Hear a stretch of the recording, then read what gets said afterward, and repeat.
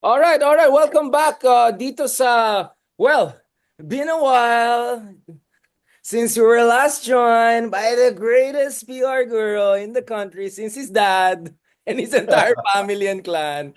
Salamat, Sir Alan. Super sorry. Super sorry na talagang parang ubus laway na ako today. I think I had 4 episodes. Kano, Australians, dalawang admiral na interview natin today. But of course, this was really the interview I was looking forward to. Sir Alan Herman, thank you so much for joining us and making time for mortals and lesser channels and lesser people like us. Yung hindi pamaga. Self-deprecation does not suit you, my friend. Unang-una, mabuhay ka kapatid. How can I compete with your social life? Wala eh, mga ka-dinner, mga ambassador, mga scholar, mga Aleman, mga taga-Australia, wala. Wala tayong magawa dito sa kaibigan natin, masyado nang mataas yung social profile eh. Everybody wants a piece of the Hidarian pie. Yeah, exactly. So just to be clear, the only part of this social life I enjoy is it's free. The Ilocano, hindi. But to be honest, I rather have a social life na medyo more like Ronald Leamas and you Ah, and kabilang channel having fun and nagpapatawa. So looking forward to having you in person, Sir Alan. And hopefully with the rest of the gang also with all. Let's also do our double R AG, Alan Her. yan, yan, Right, yan. let's do an Yan, yan. AG. Right. The rar. Yes, yes. Oh my goodness. I hope people enjoyed already mga ibang ano double R, W, yun yung Marxist version. And then meron naman tayo soon. Balikan naman natin si Justice Scarpio naman. RRC naman, Justice Scarpio. Okay, Sir Alan, pahamak na naman kita today. Obviously, tatanungin kita later on about Philmar and Andy and Maris Racal. Bakit? 224, baby. It's like, well, I'm just asking. I think they did something right, especially kay Maris Racal. I think wow. I mean, her career just Wala. like stratospheric. She went like SpaceX level. Nawala, di ba? The scandal disappeared. People are no longer talking about it. There must have been some great communication strategist or PR guy who did Exactly. his job well. Exactly. He or she or whoever. Hindi naman siguro Alan Herman ang pangalan, but whoever did it, I immediately said this is gonna work and she's gonna come back even stronger, but way sooner than I thought. By January pa lang, di ba? She's now like a major icon, no? And even the guy, Even akala ko ala yung dude eh. Pero yung may ano pa rin, akala ko siya yung ala eh, siya yung sacrificial lamb eh. They're just gonna throw him under the bus in favor of Maris. Pero hindi eh. Yung Anthony, may ano pa rin sila eh. May hit series pa rin sila eh. Updated ka, Richard ah. and yung Oras ex-girlfriend may billboard na sa EDSA. So everyone wins. This is a win-win-win. Talo bang China kasi China win-win. Ito win-win-win. This is like the greatest Ay, outcome. magandang gabi pala kay Sasasot. Good evening sa iyo. Excuse Ang me, hindi excuse me. naniniwala sa West Who? Who? Wait. Mamaya na tayo. May mga kaibigan na tayo na nag-interview sa mga yan. Tapos na tayo sa phase na yan. That's so 2019. Going back to this, tanongin din kita kay Philmar kasi daming napaisip kay Philmar. But before all of that, Sir Alan, on a more serious note, actually, kahit yung kanina was serious, we'll get back to that. I want to go back to this issue kasi I'm sure maraming galit sa akin because ang dami ko daw Hanash, tama kong sinasabi about sabog yung communications ng opposition. But, again, I'm asking you as an expert in communications. This is not a moral, ethical, partisan positioning. Ang akin lang, Sure. ang basa ko dito is, for instance, nung January 31, I attended, hindi ko na naabutan yung makabayan. Medyo malayo kasi Liwasan Bonifacio. Pero parang, yung morning, yung sa Akbayan at saka sa kila Trillanes, ganun, parang very clear. Impeach Sara, Yes. impeach Sara. The messaging was very clear. And then I go Yep. to the Extra Shrine one, 2 hours later, whatever. My SMNI, my BBM, my Resign All, my worst budget ever, my Tambalas loss. Like, it was all over Yeah. the place. Now, I'm sure there are friends in the left and liberals. I mean, we are a democracy. I'm all for diversity of views, right? Ang akin lang is, hindi ba ito, like, this is an unprecedented moment in the sense that you have two giant families going against each other. It's also an unprecedented moment that you have like, this is the highest share of, like, more than 70% of Congress voted to impeach Sara Duterte. So I think this is Highest ever. highest ever, exactly. So we can go on and on about how special and exceptional the moment is. And yet feeling ko, the genuine opposition, so this is actually a kudos to everyone. Everyone's genuine. I think definitely everyone's sincere. But I'm feeling is that by just doing the usual thing of everyone singing to their own tune, I just feel they're not making the most out of this moment. Because I think this could be a great moment to take down at least one house, and then you can take care of the other one later while building yourself. That's basically my big strategy question. But I don't know. I mean, ikaw, what is your read in terms of from a strategic communication standpoint, Alan? Am I being too parang masyado akong nag-expect? Am I being naive? Am I being too Karen? I think I am too Karen. But you know what I'm saying, Alan? I wanna ask, like, how can the opposition be more effective? Kasi ang gulo eh. Mahirap talaga yung situation eh. May Marcos, may Duterte. It's hard. We don't want to choose, right? I was just saying from... Right. From a comms perspective, Richard, ito, let's start with that. I agree with you. It is a tenet in communications. It is a sacred commandment in communications to pick one nail messaging. Pick a target and stick to it. Yon, dapat unified tayo. Spotlight will always beat house lights. In fact, that's a crisis communications rule. When the spotlight is on you, switch on the spotlight, the house lights para ma-divert yung attention. That's exactly what seems to be happening right now with the opposition, whoever those may be, because nobody has actually claimed the mantle. In fact, they're actively shunning it. Nobody wants to say, "I'm the opposition." There has to be one nail messaging. Kaya lang, okay, let's table that. On the other hand, let's look at it from a micro level. So macro level, tama ka, 100%. I agree. Fight, stick to it, keep on hammering that one nail until it drives, because hammering 50 different nails softly will result ultimately to where you started from. Naiba lang yung level, di ba? So, stick to one nail. O yan, macro level yan. Ngayon, sa micro level, dapat isipin natin from a candidate's point of view. What trumps that? What trumps ideology? What trumps nationhood and nation building? What trumps that? Winning trumps it. They wanna win. So from a winner standpoint, from a standpoint of I just gotta get myself into a position of power, um, there's a saying nga, di ba?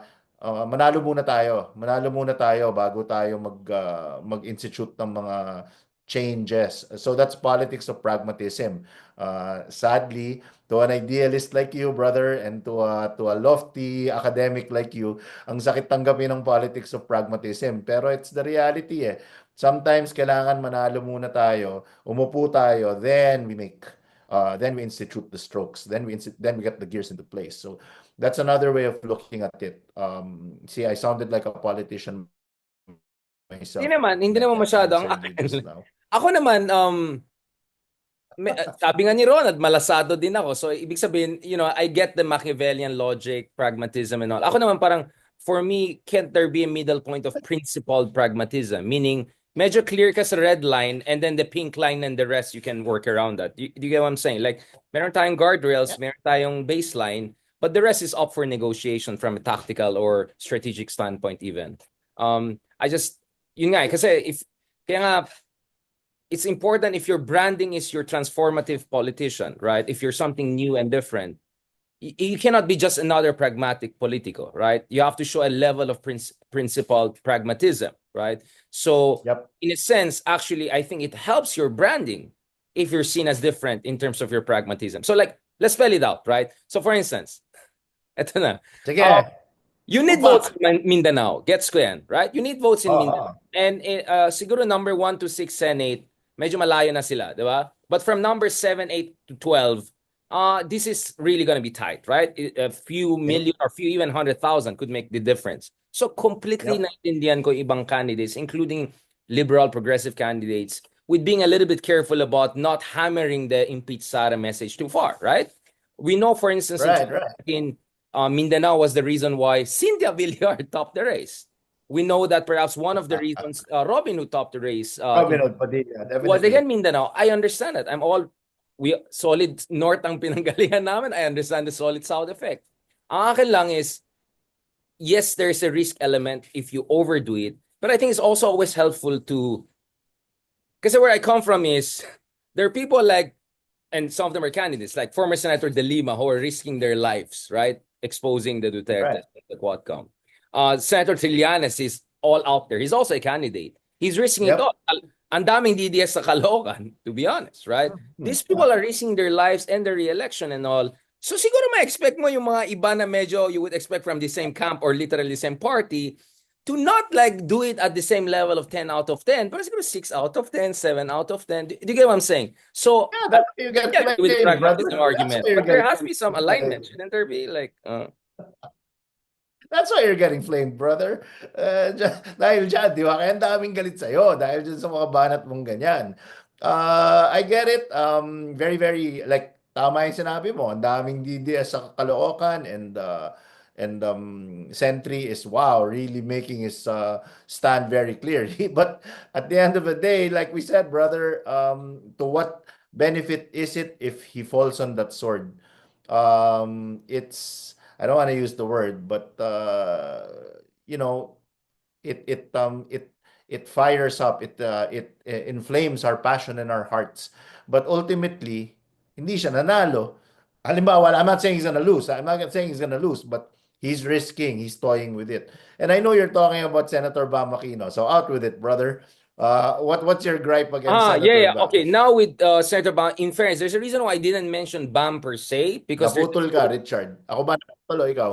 no, it's me because of TikTok. No, there's a reason why I didn't mention. Sinong naputol? Ako o ikaw? No, no, it's on my side. I think no, no. I think there is a reason why I didn't mention Bam. To be fair, because I think first of all that Philippine Star, quote was not the full context, and of course, Brother, naghang tayo, naghang tayo. yeah. Do you hear me right now? Do you hear me right I now? hear you right now. Who was Okay, it? fantastic. Was it you No, or no, me? no, no. It's okay. Actually, I could still hear you. Point ko is, Um, first of all, in fairness, thanks to Jover, sinend niya yung full video. Kasi feeling ko yung Philstar quote was not very helpful. Ang I dami could, nagagalit sa iyo eh. yeah. Pero dami rin nagalit kasi sa quote na yun. Ako sinabi ko lang, wait, what? Yun lang naman sinabi ko. But in fairness to Jover, she sent me the full video na ang galing naman ng explanation ni Bam in a sense that syempre pwede ako I hope to be next senator, and as a senator judge you have to be impartial. So you cannot prejudge the Yun. case. Okay sa akin 'yan. Except my argument is like ilan hearings pa bang kailangan natin? I mean, just to be clear, third month sa rin na po ng Piatos Mary Grace na, di ba? So parang how much more overwhelming evidence do we need before saying there's something wrong probably with the Dutertes, or at least we need accountability. So actually, the reason I'm asking is because sa akin palagay, there's a way to slice this salami that it works both ways, right? So you can say Yes. na, di ba, kaya nga, ikaw ang gusto kong kausapin eh. Like, Bam, I mean, this is an advice, free advice. Like, Bam could say, of course, first of all, I have to be professional, impartial. At the same time, hindi natin maitatanggi na talagang yung mga hearings may pinapakitang ganun. But, hindi yan ang gusto kong focus sa election na to. Ang gusto kong focus are gut issues. In fact, do you get what I'm saying? So, Edukasyon. Oh, exactly. edukasyon So my and point is there's bigyan a ka way mga to square the circle from a communication standpoint. Now, to be fair, I think of course that was like spontaneous, whatever. So, lahat naman tayo pag spontaneous quotation, we don't look our best. But I just feel like moving forward, siguro yun ang siguro messaging would be nice, which is on one hand, you say, yes, we want accountability. At the same time, you say, hindi yung election is not only about one issue. This election is about gut issues, inflation issues, ganun. Pero feeling ko you can tick all the boxes at the same time if you harmonize the message. Kumaga, multi-layered messaging, if I can put it that way. Am I In being fact, you got naive? it. No, you got it. You got it perfectly. In fact, that was the perfect statement. Accountability is of utmost importance. We believe in integrity in public service. Nobody should abuse their positions of power and they should be held accountable to the people. However, dito sa election na to po, bago malaman ng ating mga kapwa Pilipino ang mga issue na sana'y lumabas at mabigyan ng diin, siguro dapat mag-concentrate din tayo sa mga issue na bumabagabag sa damdamin ng ating mga kababayan tulad ng kalusugan, edukasyon, social services, ang kakulangan ng paaralan, etc. That would have been a great statement. But then again, you and I have the benefit of being able to process that. Tama ka. To be able to process that, to be actually to roll that around and percolate in our heads. So I think under the circumstances, I think BAM was it was all right. Definitely, if you were expecting something as militant as Sentry, then I don't think you're gonna get that from Senator BAM. Hindi rin niya brand yun. Ang tanong ko lang, Alan, dito is, obviously, the campaign has just started. So, Yeah. feel ko, this episode is actually a very instructive and good episode. So, I hope friends see actually where I'm coming from. Actually, this Yeah. could be a good episode in a sense that moving forward, you know how to synthesize these different, hindi naman contradictory, but medyo tensions in the messaging, right? Because I'm sure yung mga kaibigan natin na iba, ayaw nila ma-define as just anti-Duterte or pro-this, right? They want to be defined Oh, in terms. But at the same time, of course, if your branding is also good governance, pink movement, mga ganon, you have to be also clear on that. So ang sense ko is, this episode actually could be a good episode kasi moving forward, may 3 months pa, you can refine and improve it and all. So in short, hindi naman ako nagmamagaling, parang point ko lang is, actually, we're giving free advice. Oo, tama. Hindi, sa totoo lang, Sa I totoo lang. honestly think, I honestly believe in my heart of hearts that that's what BAM was trying to communicate. That he was trying to differentiate a political issue from the politics of politics and the politics of the stomach. I think that was the point he was trying to make.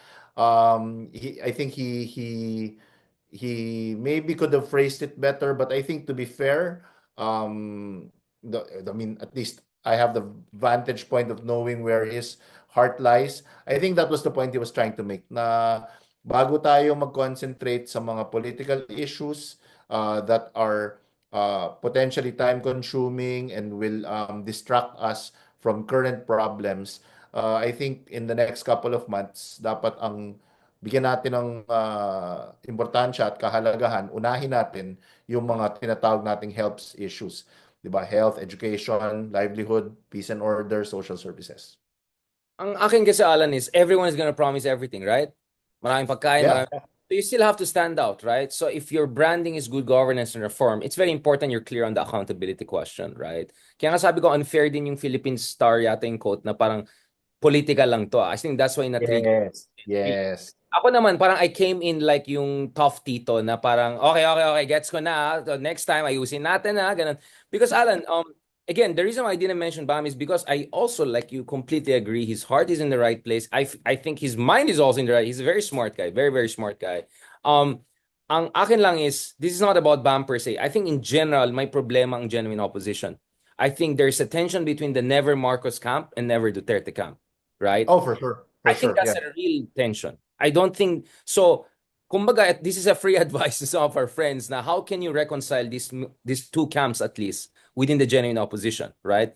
Kasi yung mga Never Marcos, solid din yung mga group na yan, di ba? I mean, we can clearly see that. Na when there were anomalies or alleged anomalies with the budget, the Never Marcos camp was like, wow, there were all, Right. and they were Right. so all in that yung mga DDS bloggers rather cite them than their own than themselves, right? Like, wait, ang galing tong mga to umatake kay Marcos, di ba? So, kasi mga Never Marcos camp, 3 dekada na nila ginagawa to. So, ang galing nila umatak. And it's not like yung Chipang style ng DDS attack na below the belt. It's very sophisticated. It's data-driven, evidence-driven. So, in fairness, this again, it's not a question of the mind or the heart. It's a question of an actual tension within the camp. I think the pink movement is an umbrella coalition movement, whatever you want to call it, pink, yellow, whatever. And I think there's really a strong tension between Never Duterte camp and Never Marcos camp. Centre is clearly a Never Duterte camp, period.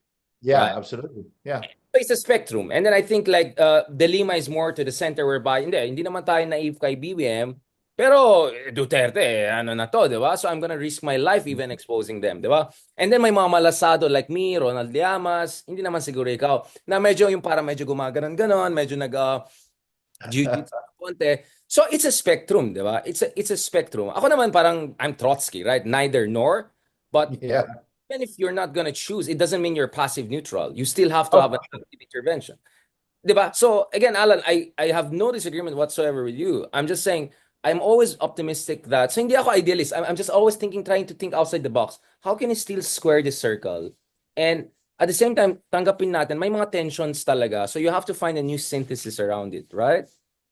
Well, the I think the poster girl for this would be Prof. Shelo Magno, di ba? In fact, there was even some rumors and fake news ginagamit na ng propaganda si Prof. Shelo. Sinasabi, ano yan, tuta ng administrasyon yan dahil puro yung confidential fund ang inuupakan, puro ano. And then the admin side was saying, hindi, tuta yan ng Duterte dahil puro budget ang tinitira ni Prof. Shelo. In fact, she coined the most corrupt budget ever soundbite. Until finally, she just categorically said, no, we condemn all forms of abuse of power. We condemn all forms of indiscretion in government. We condemn all forms of theft and corruption and graft. So I think that is the catch-all where we can have a kumbaya moment, di ba? Llamas and the Hidarian and Bam Aquino and Laila and Sentry toasting marshmallows. I think that would be it. Yeah, I hope marshmallow, lalo with Sentry kasi baka saan mapuntang hindi ka na, I'm just kidding. Ginoke ko nga Baka kasi, gunpowder ang iba to dyan. because Delikado. sabi ko nga, magkukudeta ka ba kung hindi ka manalo sa Caloocan? Baka And may he's the guy to do it, man. He's the guy to do it. Di ba, sabi nga ni Lord Torrenaga, once you win, anything is possible. So what if you don't win? Will kudeta. like, no, but Well, that's a great quote. Once you win, anything is possible. So yan din yung thinking eh. Kailangan manalo muna tayo. but the means can poison the ends, right? That was always my disagreement with Machiavelli, right? That if you win something in the wrong way, it's gonna catch up with you down the road. Like I can go You on, became the monster that you despised. or I can give you a 2-hour lecture, for instance, over how Obamaism failed, right? Like yung acute liberalism, pa-woke mga ganyan. Yeah, it got Obama 2 terms, but over time, essentially, it's sowed the seed of MAGA movement and the weakness of democratic movement. Poison the well. Yeah, poison the So, well. so we can go on talking about all of these cases. Now, just to remind people, in our previous episode, we went and discussed Juan Peron, and like we were talking Argentina 1920s. Ganyan yung level of discussion natin. So, Hindi ko alam dito kay Richard, biglang bringing up si Eva Peron. And ninakaw yung katawan, di ba? Santa Evita. And then Richard started singing Don't Cry For Me Argentina. Ako naman, nag-backup vocals. Tapos may mga dancer na lumabas. Ang ay gulat ko. musical na tayo. You never know what happens in this podcast. You never know. And just to begin, that was just on Zoom version. The in-person version talagang you're gonna be full production. But Boss Alan, balik tong issue na to. So uh, the other side is of course Kiko. The reason I'm mentioning Kiko and Bam is because they have very good chance, right? In a sense of being Yes, competitive. They're absolutely. already competitive. Absolutely. I mean, no offense. I mean, of course, I'm gonna have other candidates also with us. Hopefully, Heidi Mendoza, among others. I have high praise for a lot of these good folks who are throwing their hats into the ring. But so far, based on the survey, we're saying SWS, pasok na si Kiko, Okta, and Pulse Asia, almost just within the range. So, Yep. ang laking chance ni both Bam and Kiko. Kaya, I think we have to seriously discuss this, no?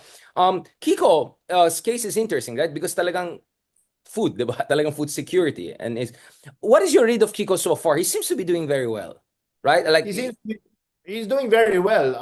Number one, he's fresh off a vice presidential run. So in terms of recency, di ba? Equity of recency, meron siya nun. Because kakatakbo lang niya and he had gone around the country in 2022. He was with the second placer in the election, VP Lenny. He himself, I think, also came in at second, far second, but still second. So meron siyang equity of recency. And I love his messaging. His ads are fantastic. It's eskwela, di ba? Yung mga pagkain, mga pinggan, nagsasalita. And it's very, very on brand. You didn't get whiplash because he has been talking about food. He has what you call source of authority or reason to believe dahil ano yan agriculture talaga yung expertise ni Senator Kiko. So pasok na pasok, gut messaging. I think he's got a great chance of winning. You just have to do what we call ceiling pulling and basement stomping. Yung mga nasa baba, medyo diinin mo ng konti. Yung mga nasa taas, kind of pull them down. Yeah, I mean, I absolutely agree with you. And I had the chance to actually meet both Bam and Kiko, although I had more conversation with Kiko the other month in Bicol. Very upbeat. Both of them, I think the energy, the vibes is very positive. And for me, it's incredible considering, I think, Alan, it's not an exaggeration. This is the most difficult Senate race ever. I mean, like, my Yes. goodness. I mean, even Manny Pacquiao may not make this, right? I heard behind the scenes, So tight, brother. Ben Tulfo sometimes was worried that top five might not be enough because we had cases of number five, six, and eventually almost not making it or not making it. So we have a race of like, my goodness. I mean, Camille Villar, gumaling sa, I think Camille can be an artista na. Sa dami niyang commercial, ang galing niya na umarte. Kaya lang, yun ang like, perfect example of odd messaging na talagang walang reason to believe at walang source of authority. Sabi niya bagong muka. Kailangan ng bagong muka, out with the old, in with the new. Completely forgetting that she's the daughter of Tita Cynthia and Senator Manny and the sister of Senator Mark. So, Yung it makes mga, me, it boggles the mind. patalan, hindi naman sa crush ko siya, pero like, alam mo yung mga pictures niya, yung pictures and all, yung mga nakita ko sa Siargao last year, pag-usapan natin sila Philmar and ano mamaya. Hindi siya kamukha ni Cynthia, hindi siya kamukha ni Manny, hindi siya kamukha ng kuya niya. So literally bagong mukha at millennial siya. So like I'm willing to take it on lit. Yeah, hindi niya kamukha si Cynthia in fairness. At least yung nakita ko sa ano yung ibang I haven't had the privilege of meeting her. Mga literalist pala yung mga campaign manager niya. Literal. Mukha kasi hindi mo kamukha si Ma'am Cynthia. Wala akong sinasabi ha. Wala akong sinasabi. Maraming sabi ko, apo si Sir Manny. Okay, wala akong sinasabi. No, I mean, but, I mean, she's still holding out there, right? I think that sila ni Amy daw ang biggest spender doon sa isang PCIJ ba yan? Isang bilyon ang Oh, ginastos, boss. it worked naman kasi umakyat naman ng konti. Pareho, di ba? Sa latest. Amy was a big jump. Amy was a big Amy, jump. very big jump.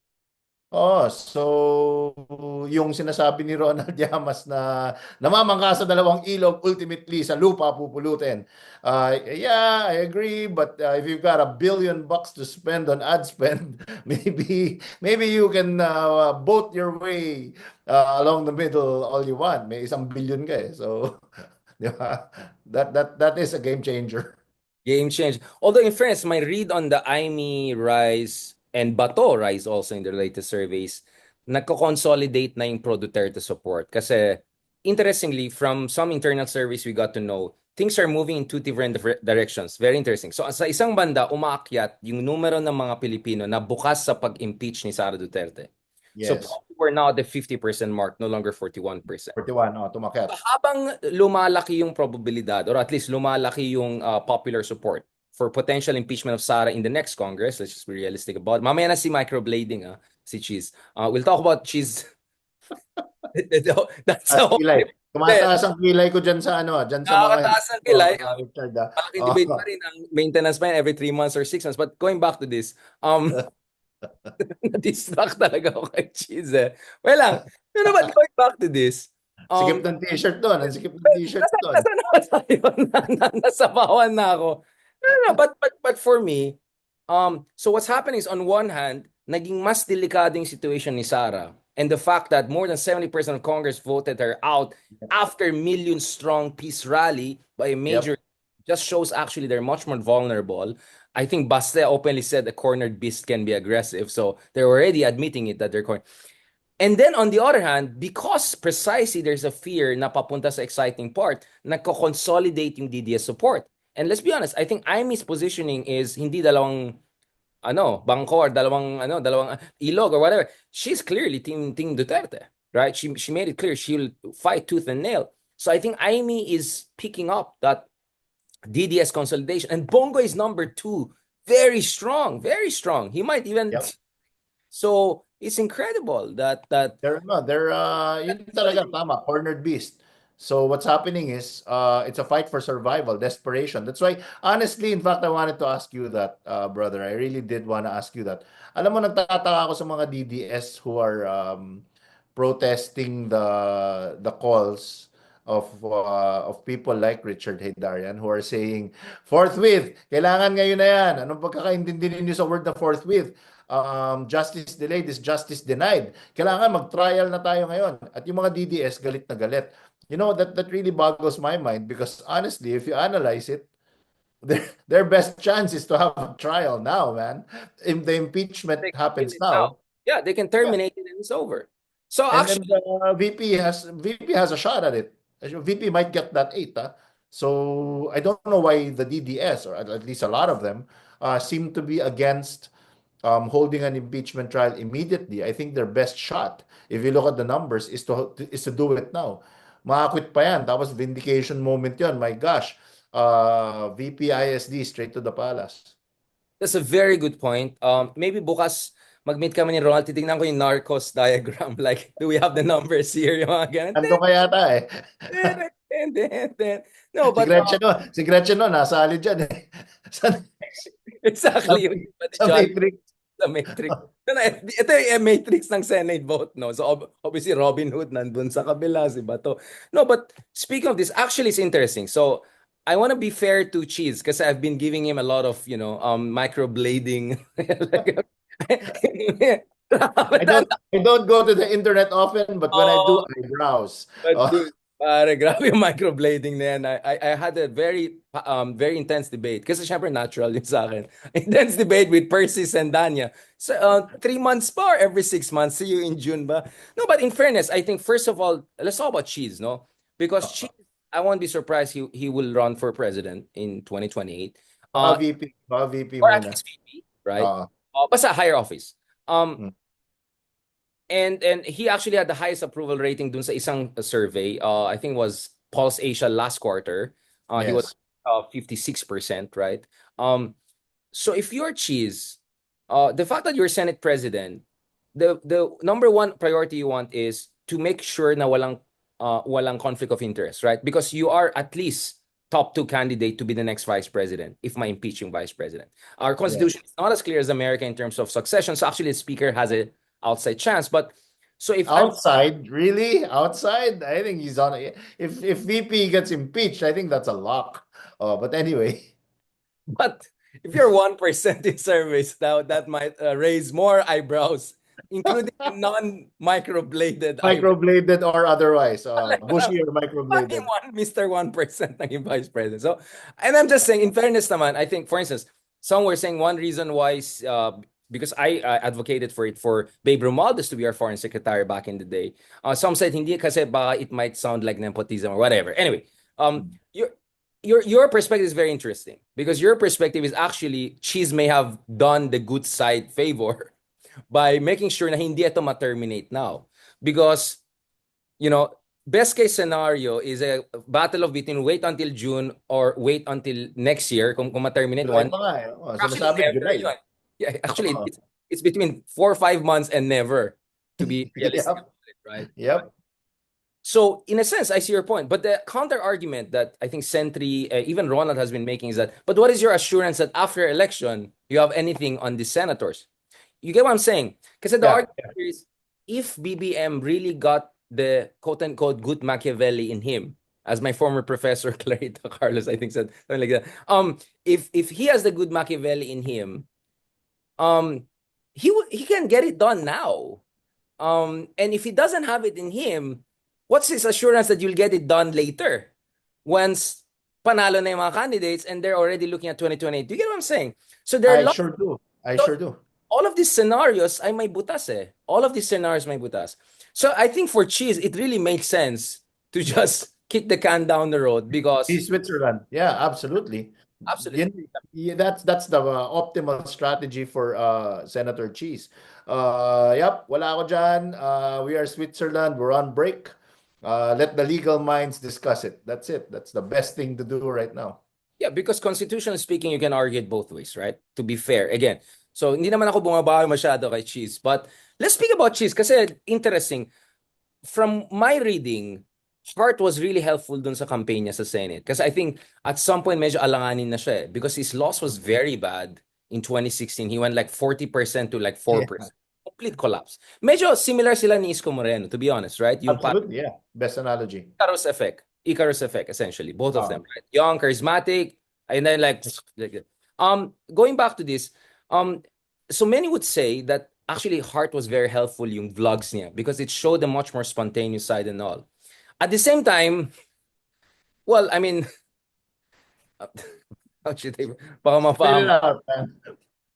Some are saying, so not me, but some are saying that this whole Paris Fashion Week thing has been taken like too much, right? Na parang nagiging embarrassment of riches, literally and figuratively. Like maybe you wanna curb it a little bit. Like the hearts OVW.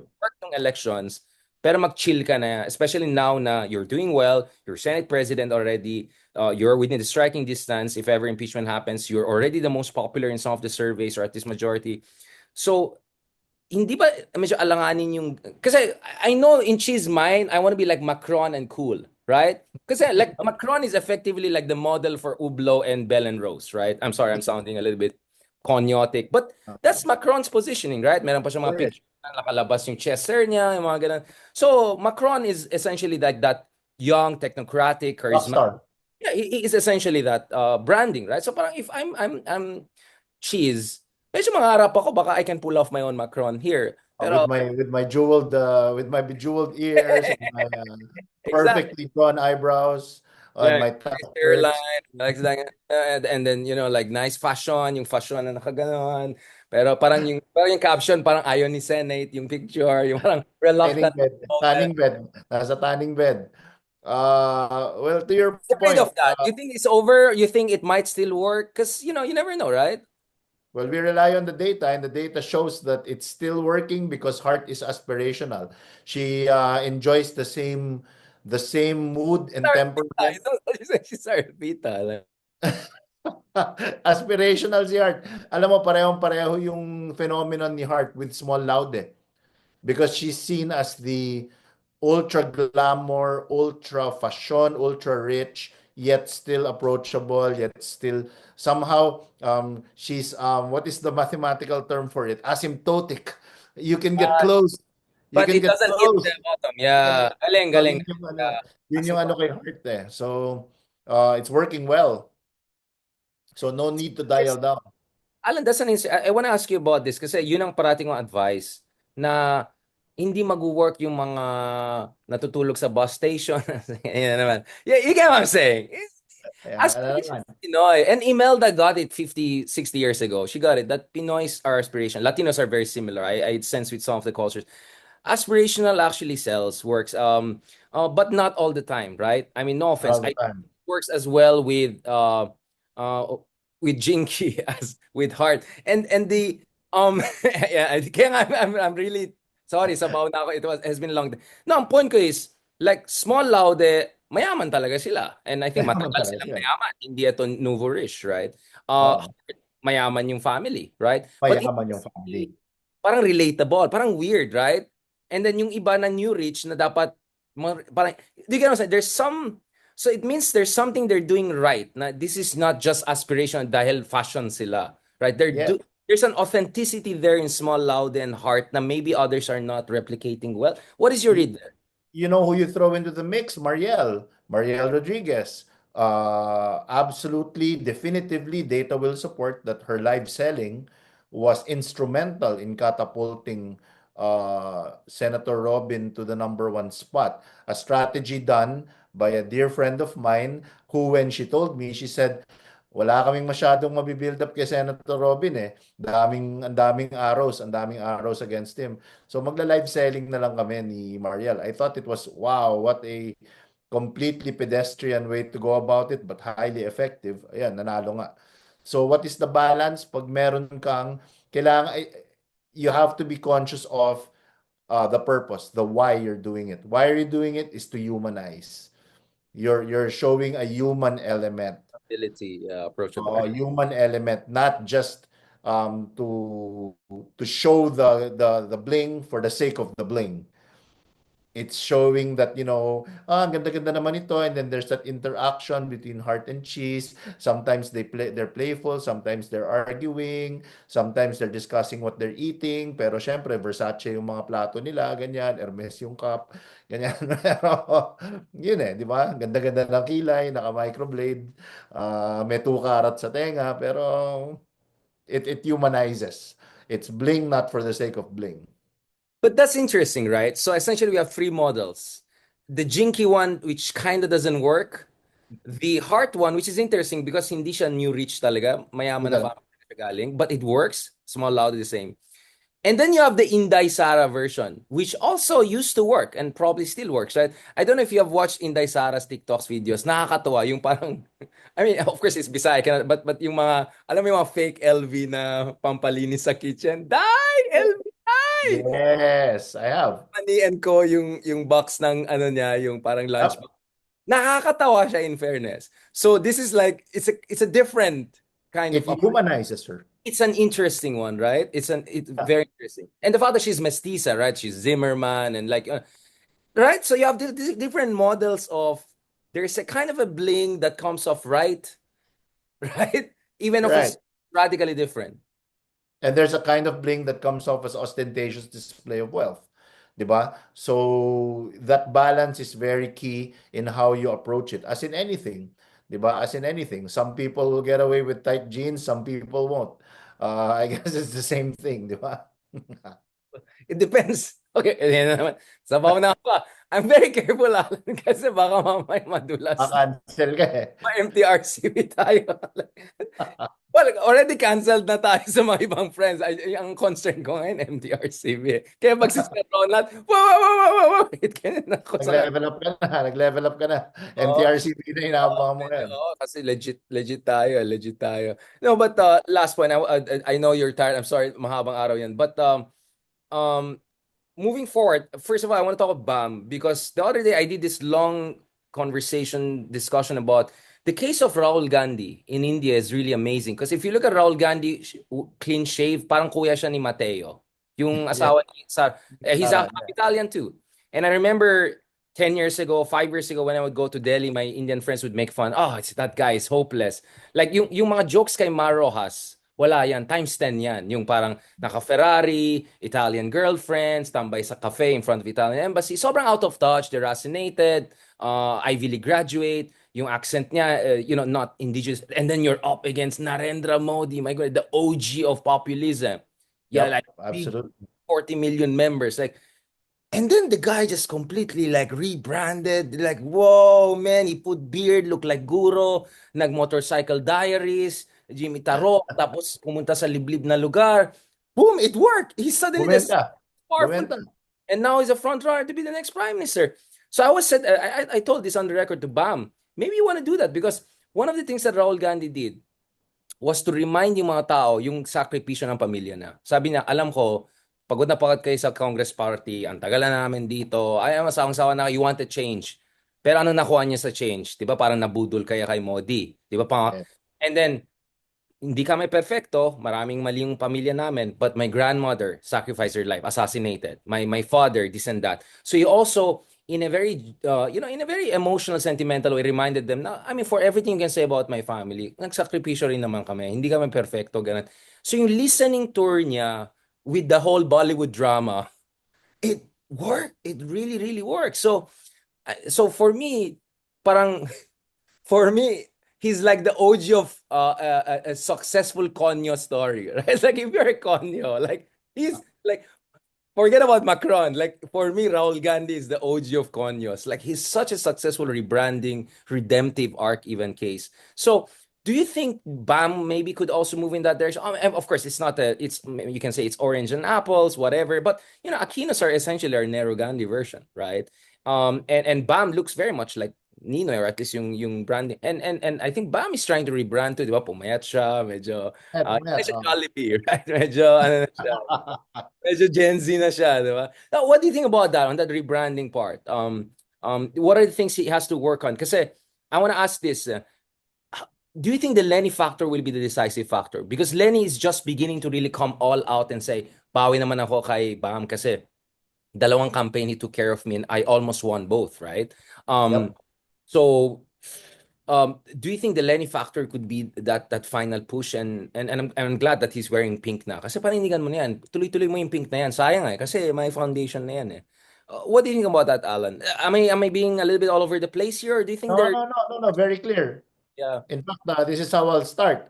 Senator Bam, I hope you're watching because everything Richard said, I told you as well. He knows that. We And it's had not this. coordinated. This is like totally spontaneous Yeah, yeah, thinking. yeah. We had the same conversation. The last time I spoke to him, I spoke to him about SSS and CCC. Ano yun? Yung SSS. You have your stay votes, your sway votes, and your stray votes. Ano yung CCC? Your stay votes, you have to consolidate those. Sino ba ang stay votes ni Bam? Siyempre yung mga pink, the Lenny. So you have to consolidate that first. That should be your first order of business. Consolidate your stays. And we're talking about what? Easily 15 million banked. It takes 17 million votes to become a senator. Suddenly your job is so, well, not easy, but relatively a lot easier. You're only looking for 2 million votes. So that's where you go to your next S, the sways. How do you convince them? Yung sinabi mo, become a little bit of a rock star, become a little bit of a, kasi ang laki ng percentage ng millennials tsaka ng Gen Z. Almost 70% yan.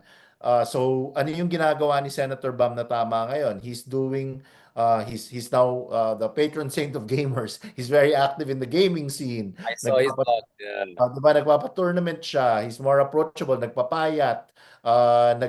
Nag-glow up. Nag-glow up yung mga forma niya. Walang And microblading. hindi nag-microblade. But that works in consonance with the earlier S, yung stays. So I'm happy he's using the Lenny chant. 'Di ba? Yung Lenny chant, ang presidente, Lenny Robredo, Bam is using ibalik sa Senado, Bam, Aquino, or ating iboto, Bam, he's using Parang the same chant. parang Andrew, hindi ba Andrew yan? Sara Duterte bago. Wait, si Andrew he was the concert ni BBM sa araw Nag-switch na ba siya? Wait, Hello? BBM is also stepping up medyo the first lady power is in him na. Is he? Do you think BBM is also leveling up? Matapang. Well, at least his last speech, I mean, we're crying out loud. Sabihin ba naman, papatayin ka, papatayin yung asawa mo, papatayin yung pinsan mo.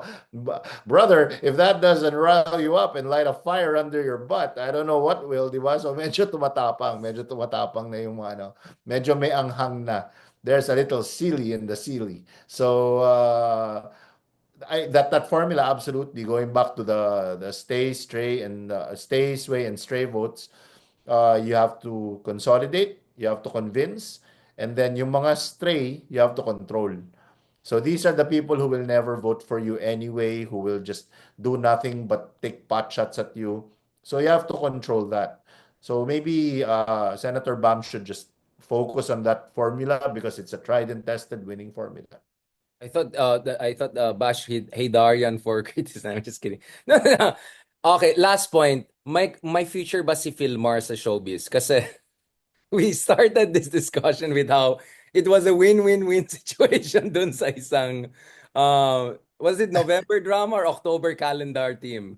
Yung February calendar team sa tingin mo ba? Like if you're Philmar, hindi ba si Philmar ngayon ang parang hindi naman Andrew Tate pero parang he could be like the Pinoy na, di ba, ang lakas ng dating, di ba?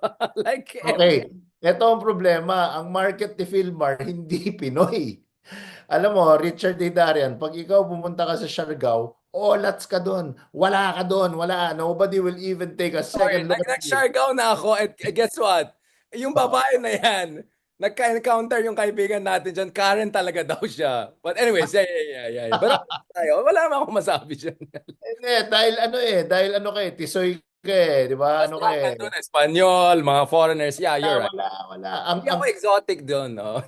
Yun ang bumibenta, exotic. So to your question, to your point, si Philmar ba may chance sa showbiz? Palagay ko wala dahil ang local market hindi siya type. Baka pwede siyang sa Netherlands ganyan, sa Sabi, mag-OnlyFans sa Netherlands. Grabe ka naman.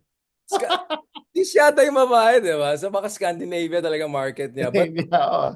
But Yan, pwede di siya ba siya maging pwede attitude. mag-carrot man? Naalam mo si Carrot Man, yung taga-Cordillera. Tandang-tanda ako si Carrot Man. Baka pwede gawin siyang carrot man. Lalagay ng tattoo na parang si ano, di ba? Si The Rock. Gagawin siyang The Rock of the Philippines. Feeling ko pwede. Tapos may nickname na siya, di ba? Philmar 224. Yeah. Grabe naman. Grabe naman. Grabe naman. Now, of course, as far as the victim of this situation is concerned, do you think she did the right thing by essentially crowdsourcing sympathy, right? Kasi, again, this is so marites, but parang sa pagkaalam ko, kasi ano, di ba yun yung babae na parang beshi niya yan, confidant niya. So if you're being betrayed by your confidant, wala kang mapuntahan masyado, di ba? Like so essentially, do you think that was the right thing from a pure standpoint? You think it could help her in her case? 1,000,000%, because to our viewers, and this will be my last point, and you got this from the show of Richard Heydarian. How do you control the narrative? You tell a 3V story. What is a 3V story? First is the victim. Ikaw yung kawawa. My God, confident ko yan. Yung asawa ko, nag-couple tattoo with a woman who's not his wife. Ako ang biktima. Then you portray a villain. The villain is this white she-devil who has seduced my husband under the pretext of friendship. And then the last V is vindication. O, nagbati na kami at pinatanggal na niya ang tattoo niya. She told the perfect 3V story. So that will work 100% in the favor of Andy Eigenman. So politicians, take note. You want to control the narrative? Tell a 3V story. Find the villain. Mukhang may pag-asa si Villaferte. Ano yan, nakakadalawang boting wine na kasi itong si Kasi, Brother Richard. oo, si Villaferte medyo dun sa ibang survey parang hindi pala siya as sure as I thought. So, anyway, Alan, I really enjoyed this. It was really fun. More fun than I thought. Although it was always fun. Pero parang medyo alanganin ako. Mamaya masasabi naman kami. I don't know if you saw the hit piece on me, Christian, and Ronald. Di ba? Na kami daw ang new toxic masculinity podcast. Masculinity, mga ano kayo mga misogynist kayo Oo Grabe naman. Ano na, manosphere. Manosphere pioneers, right? Manosphere.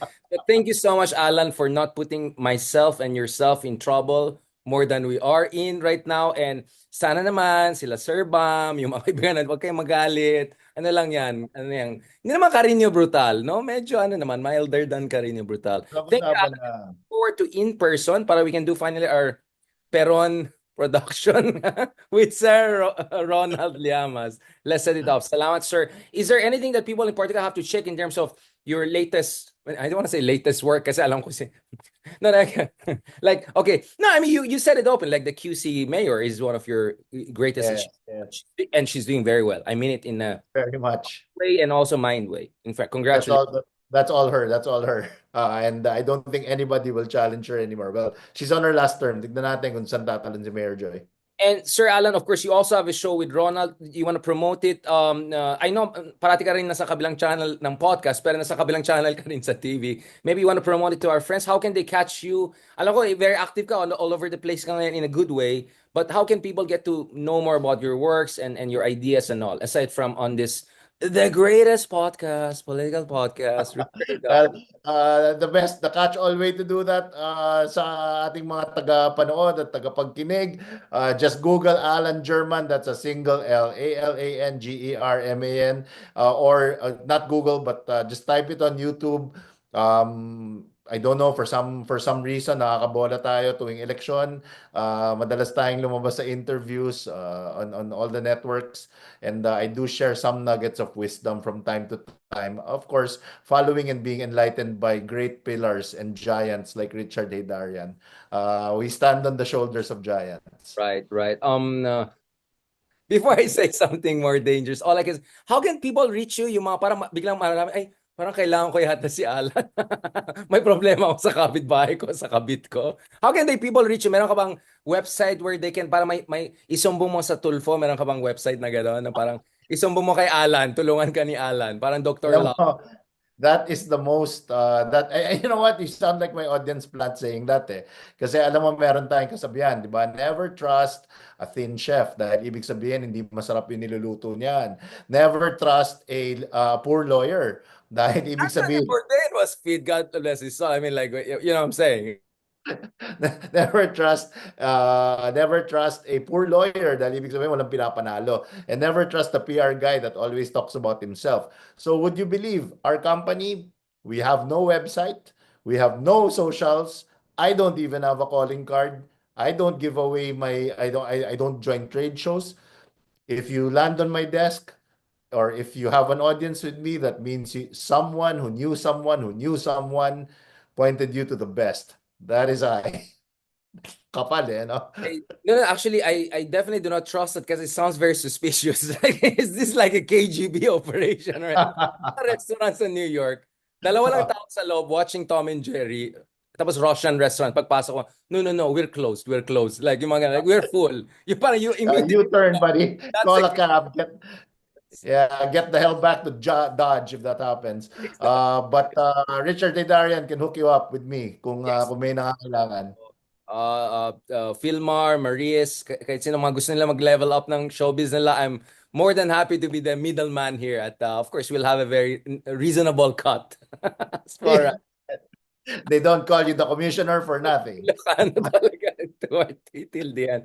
Maraming salamat kapatid and have a lovely day and see you soon next week, hopefully in person. And then let's set up also that yung Tres Marias naman natin with Sir Ronald Llamas. I'm sure many are looking forward to that.